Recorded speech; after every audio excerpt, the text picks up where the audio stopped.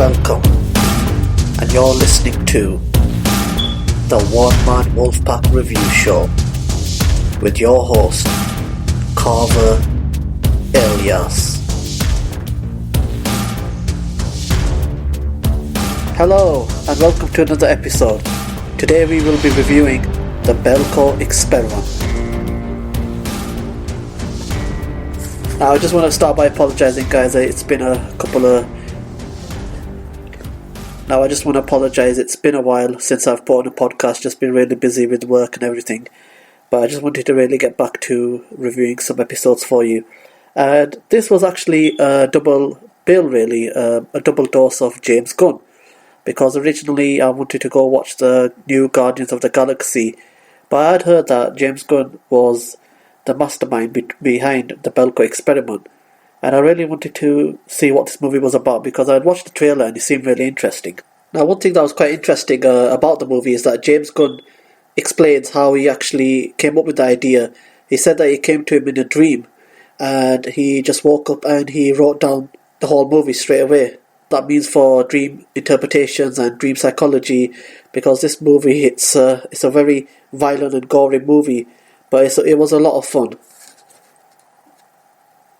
Now, the Belko Experiment stars John Gallagher Jr., which I knew him from the TV show The Newsroom, Tony Goldwyn, John C. McGinley, Sean Gunn, and Michael Rooker, which I was quite familiar from The Walking Dead and also The Guardians of the Galaxy as Yondu.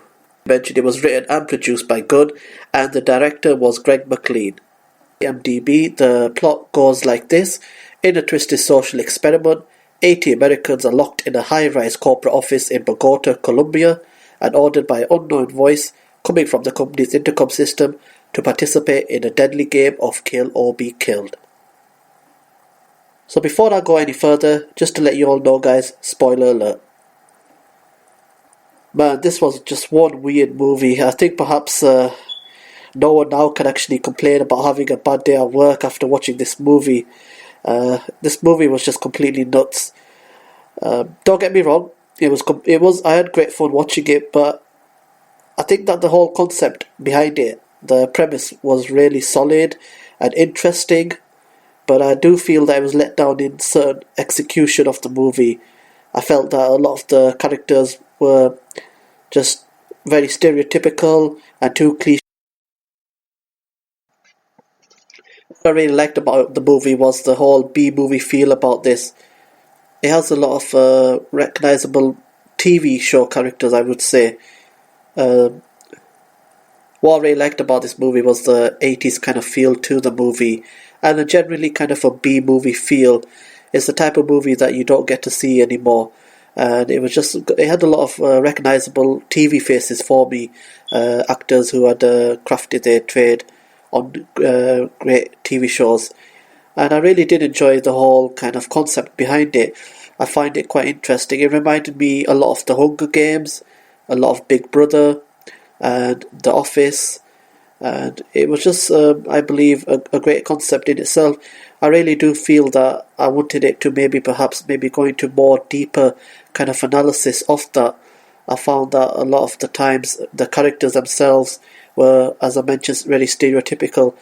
It kind of came down to survival of the fittest, and it just meant that we had this one strong leader, and it was just kind of very funny because the people who kind of assumed the charge of everything were physically really big, muscular, and they were able to toss their physicality around and really bully the other people.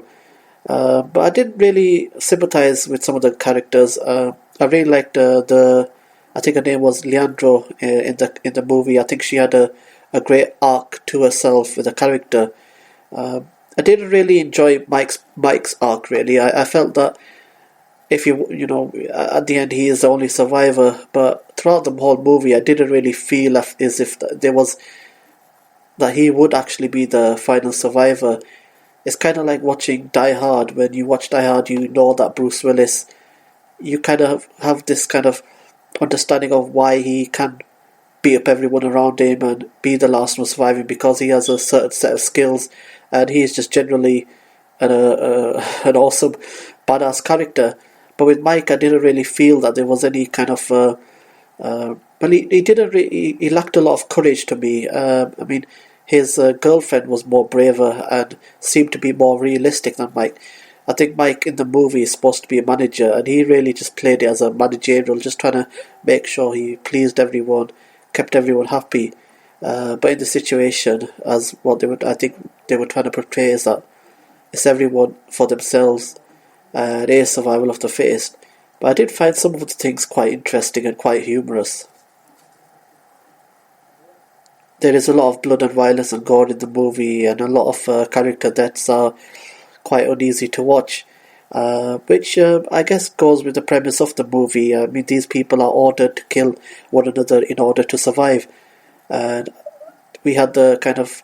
I mean, what I think it really reminded me mostly was of The Walking Dead. I mean, the character who is I think the kind of boss of everyone there, he assumed the leadership role just because he was the manager. And I think it reminded me a lot of The Walking Dead, where, you know, it kind of looked kind of like Rick Grimes as well, whereby he kind of just assumed leadership. But I think in these situations, sometimes you kind of look for someone to to step up, and he certainly did. And there was some, I believe he had a past as a special forces, being in the special forces, and this led him to be more than willing to kill people very quickly. I think that was one of the crazy things about the movie, is that they had 2 hours, and in that time I felt that they could have really come up with a lot of alternatives, and they really could have talked to each other, worked something out. But it was like, nope, give me the guns, I'm going to start shooting everyone. Another aspect that I found quite humorous was that these people who work at this building must know that something's going wrong. I mean, the whole building is in the middle of nowhere, and they have to put these traces inside your head. And it's quite funny from the company's point of view that there was a scene at the beginning where one person was explaining, I believe she was a new person at the job, and he said, right, here's your new apartment keys, these are the keys to your new car, these are your new phone. It was like, you're trying to prevent these people from trying to get kidnapped, and all you're doing is making them a bigger target by giving them all these free stuff and new cars and phones and stuff like that. I mean, one of the most craziest scenes was Mike, when he realised that he had a tracer in his head. He tried to cut it out by himself. I mean, that is quite a tough thing to do, because where it was located was in the back of his head, and he just started to go to work. I mean, he cut himself, and there was a lot of blood. But I'm just thinking, like, the logistics behind it. If this company was to put in a tracer, I'm sure it wouldn't put it. I mean, I don't know the biological logistics behind it, but I'm sure that the tracer would be pushed a little bit further into the brain, I mean, into the skull. And I just found it quite interesting that Mike felt that he could actually pull this out with his own fingers by himself without any assistance. How many meaningless deaths can we actually endure? I think this is one of the criticisms of TV shows like The Walking Dead, whereby they introduce a character and we only know them for a couple of moments and then they get killed off. Sometimes we hardly even spend any time with them, which is what happened in this movie. And a lot of people, they don't like that. They feel, and a lot of people are not fans of that. It's just they want some kind of development.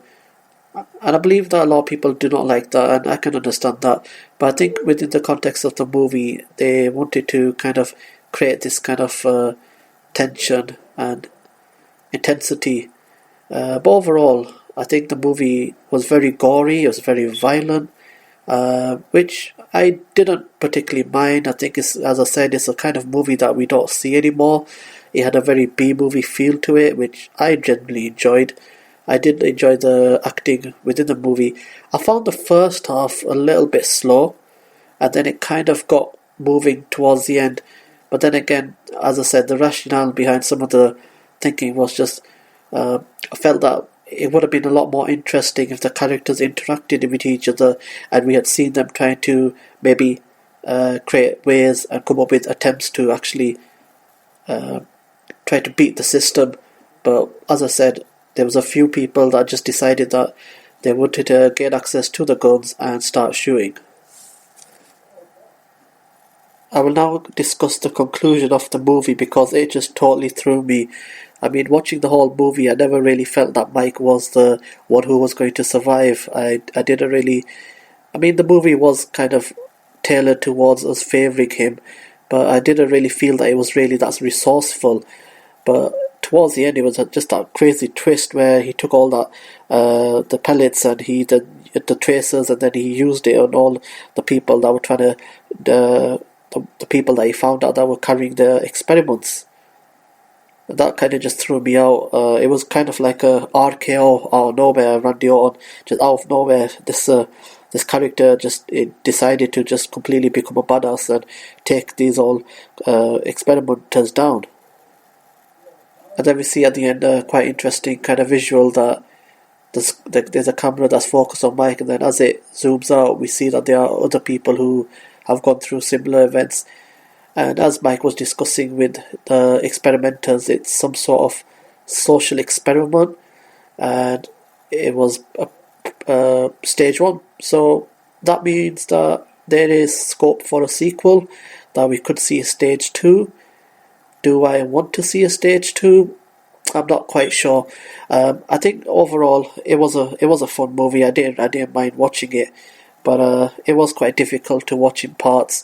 Not because of the blood and the gore, but just some parts felt that they dragged on a little bit too long, and I really wanted to watch a little bit of a movie that really had more discussion between the characters. I mean, that's my kind of thoughts on the Belko Experiment. I'm not sure if they probably would go with the sequel. I mean, it probably depends on how well it does, but it was part of my double bill of James Gunn. I think, as I mentioned before, the premise was really good. The kind of like Hunger Games, Battle Royale kind of feel to the movie. A little bit of the movie Saw, it reminded me as well.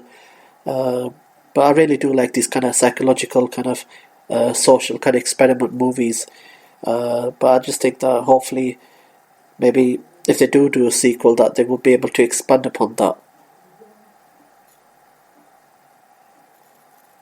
Well, thank you very much, guys, for listening to my show. I hope that you enjoyed my thoughts on the Belko Experiment. If you have any feedback, please email me at onemanwolfpackreviews@gmail.com. I also have a Facebook page, and if you would like to support me, you could do so on my Patreon page. Thank you once again, guys, and my next review is most likely will be Guardians of the Galaxy Volume 2. Take care.